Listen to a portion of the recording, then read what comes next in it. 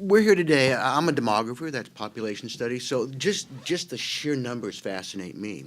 The so what, I think, is what people are more concerned about. I'm not going to actually address that as much. These are a set of population projections looking at the future age distribution in the United States, given the most recent projections by the U.S. Census Bureau. As we just heard mentioned, around 2002, the UN came out with something called replacement migration. And what that was a sea change, in a way, of the concerns that gripped demographers just 10 years before. We were worried about population out of control. By the way, population is still a big issue in developing countries, right? Growth is occurring there. Population growth, on the other hand, has slowed down in most of the Western world. That report, as you just heard, kind of said, well, the U.S. is a lot better off than Europe. And so we were, and so we remain. And primarily for two reasons, one of which is we had a total fertility rate of about replacement for many years, and that's changed, as we've just heard, but also because of migration. Not because of migrants' fertility per se, but just the sheer level of migration to the United States. And that inertia has been kind of baked in. And that explains a lot of what we hear in these results from this paper. So why do we need to revisit that story? Have we learned anything new? Kind of not a lot. But we revisit the story because things are so much more dynamic than you might imagine.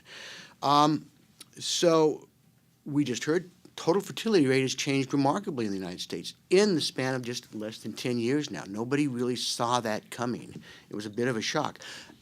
As you know, of course, mortality rates have also increased. Also a bit of a shock. Nobody saw that coming. And labor force participation rates have really not done what we would have hoped, and they make a big difference. Female fertility rates, among other things, have kind of hit what they can do, but they could go a little bit higher, so there's still a lot of unknown there as well. What has really changed, though, amazingly enough, is immigration. So in its 2000 projections, the U.S. Census Bureau said, oh, we're going to have 1.4 million annual migrants coming into the United States going forward. Latter part of the last decade, they said, oh, 900,000. And then around 2012, they said, well, maybe 700,000. So the number of migrants they predict coming in keeps on dropping. And why is that? Among other reasons, one of my little cottage industries is looking at Mexico to U.S. migration. And as we all know, that's gone to pretty much net zero, even though the volume of migration, Mexican migration coming in the United States is still high, and even though the number of migrants coming across the border remains fairly high.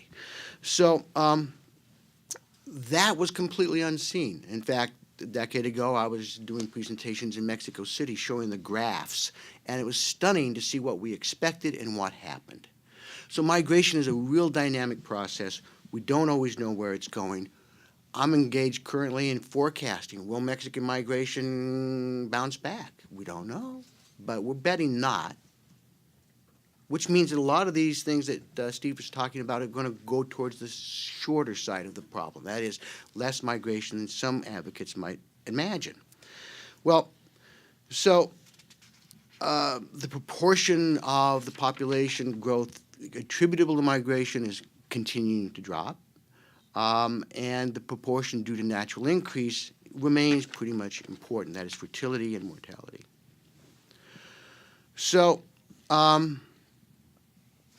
what have we learned from this paper? Well, this is an ongoing evaluation. We do need to revisit these numbers. It's not always the same story, even though the big story hasn't changed that much. And what we get with this paper is a contribution to a current evaluation of what's happening with the aging population and what happens in the future if we were to vary the levels of migration on something very important, which is the ratio of the older population to the working population. And a lot of what we learn is, of course, that inertia is baked into population processes and things don't vary as much as you would think. But it's important to note that Meyer, who's also worked out this out in California, has devised something he calls a senior ratio. So that's the ratio of the population 65 and over to those just in the prime working ages of 25 to 64. And his projections suggest that over the next half a century, that migration at its current levels will increase over net zero migration, will increase that ratio of the elderly to the working age population by about a quarter, by about 25%. And when you put it in those terms, yeah, so immigration is offsetting the aging ratio by about 25%. Well, that's particularly sizable. Now, Steve is a little bit more conservative. He just looks at the ratios themselves. So he looks at, say, for example, the ratio of the elderly, 65 and over, to the total population in the working ages 18 to 64, and he finds that ratio goes from about 2 to 2.4, given current projections of migration and over zero migration. Does that make sense? So if you say that, you say, oh, that's a 0.4 percentage point increase, and 0.4 percentage points doesn't sound that great, but it's about a 20% increase in terms of that aging ratio. In other words, migration is offsetting the aging of the population by about 20%. About the same thing that Dalmeyer found, by the way. And when you put it in that sense, you get a better way, maybe perhaps, of thinking about that. In other words, migration is a big deal. It does offset aging, but it's perhaps not the biggest deal. So how you frame it, I think population pyramids would help you visualize this. Maybe a percentage change versus a percentage point change gives you a different handle on the role that migration plays. So why are we concerned about aging? And for a lot of reasons. I think mostly we think about the fiscal effects. Steve's already touched on what the National Academy has told us about immigration's role on that going into the future. It's also important to note that when you're evaluating population ratios, the composition of the population going forward, and what effects that have, skills matter. Skills matter a lot. So that if you really want to offset fiscal deficits in the United States, it's not just immigrants. It has to be pretty much skilled immigrants. You know, that's one bottom line that comes out of a lot of research. Documented status matters. Right at the moment, the undocumented don't pay a lot in, but they don't take a lot out. That could change with legalization. It's still not a big enough population to change the story for the United States at large going forward, and the different reasons to argue about legalization versus not. But documented status does matter. The age and the time in the United States of migrants matters. So we look at net present value. Newcomers coming in tend to be more of a fiscal negative. They tend to draw more than they pay in over their lifetime. But after about 15 or 20 years in the United States, that seems to turn around. And that's important because the age of migrants coming into the United States has been getting older. That collapses that favorable period of time that they're in the United States in terms of their ability to offset costs. And of course, we know that period and cohort matters. That is, the types of migrants coming in. So Mexican migration is tapering off. We see a lot more Chinese and Indian migration coming in. That's going to change some of the dynamic a little bit on the margins as well. In other words, if you're talking about population and migration policy, the issues of how many is married very strongly to who we bring in and what skill levels. The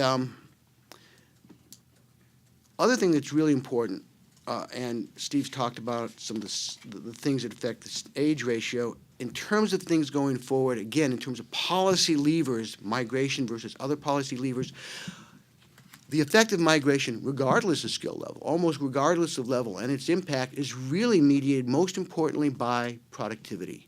And if we have a problem in the United States and the Western world, it's productivity in the labor market. So that's really key going forward too. Anything you can do to grow the economy is probably going to be more important than the levels of migration that you dictate, absent no migration or multiple levels greater. So productivity and the economy is a really important thing. In fact, population growth in most developing countries today will have an adverse effect on GDP per capita. Population growth in the Western world, the developed world, population growth, because it's tapering off, is going to have more of a downward effect on per capita growth. So in that sense, Many demographers argue that's why migration is good, right? It's redistributing population growth away from the places where it's not doing any good to places where it's needed. The question always comes back to all these fundamentals. What levels of migration, what age of the migrants, what skill level of the migrants, and what's the underlying level of productivity in the country at large. That's really the factors that kind of mediate that impact. Well, this issue, of course, enters into the political debate. So some will kind of like sit on one side or the other. Let me make my position clear.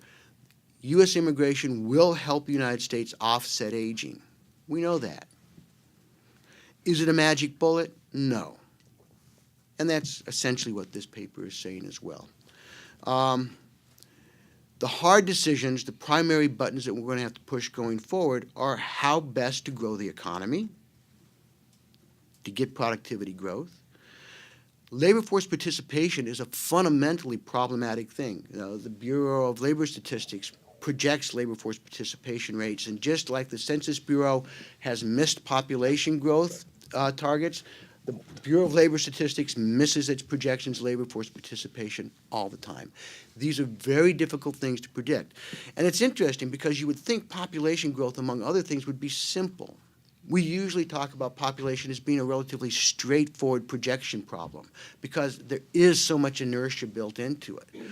But in fact, it can change. And let me go back. In the 2014 projections, the Census Bureau said, I'm rounding. Half a century out, 440 million in the U.S. Now it's saying 400 million. That's a 10% drop in a 3 or 4 year period in the projection process. I also suggest you take a look at something very interesting, which is the Social Security projections, a parallel set of projections, which are in the same general ballpark. They include a projection for legal migration and other migration, because we do have much more than simply the undocumented population. We have a fairly large irregular population in the United States in multiple statuses. And that projection still remains fairly high, although much less than it used to be. But that dynamic, of course, plays in here. We need to know, other than that, the kinds of hard decisions that politicians aren't grappling with and shouldn't put off in debates over migration, on how do you deal with things like the CPI? How do you deal with things like age at retirement? There's a sentiment now that we shouldn't be extending age at retirement ages. How do we build progressivity into the Social Security system itself in terms of inputs and outputs? As I see it, Steve's paper takes a fairly neutral tone. It certainly doesn't address these larger policy issues. It doesn't particularly evaluate what impact the aging of the population and the contribution by migrants will have on fiscal deficits. Some will argue that by downplaying the effect of migration, that it undercuts an argument for migration. But I don't really see that. What I see is that it's undercutting strong arguments for strongly increasing the numbers without a particularly strong suit for arguing for fewer numbers. What it's really telling us a lot that we know about migration in general, which is that the impacts aren't large often one way or the other. The bigger questions and the tough questions to answer are what are the impacts that mediate themselves through the economy in terms of other kinds of things like productivity, skill composition, and whatnot. Those are very difficult questions to answer and very hard to get right in the current policy environment. Thank you.